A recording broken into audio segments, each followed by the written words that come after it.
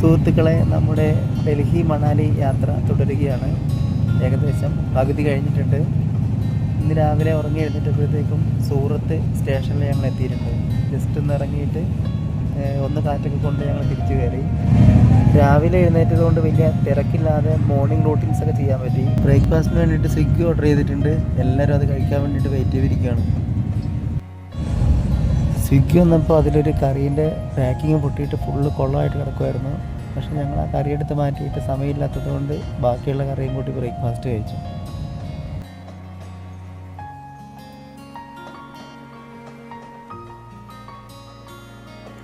മലകളും പുഴകളും ഒക്കെ കടന്ന യാത്ര കുറേ മുന്നോട്ട് പോയി. ഉച്ചയ്ക്ക് നിർത്തുന്ന സ്റ്റേഷനിൽ നിന്ന് ലഞ്ച് കഴിക്കാമെന്നാണ് വിചാരിച്ചത്. പക്ഷേ അവിടുത്തെ ഫുഡിൻ്റെ മസാല മണവും വൃത്തിയും ഒന്നും ഒട്ടും ഇഷ്ടപ്പെട്ടില്ല. അതുകൊണ്ട് ബ്രെഡും ബട്ടറും ജാമും വെച്ച് ഞങ്ങൾ ലഞ്ച് കഴിച്ചു.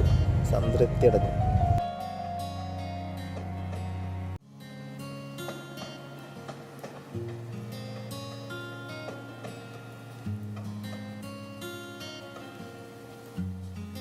നമ്മൾ നിസാമുദ്ദീൻ സ്റ്റേഷനിൽ എത്തിക്കൊണ്ടിരിക്കുകയാണ്.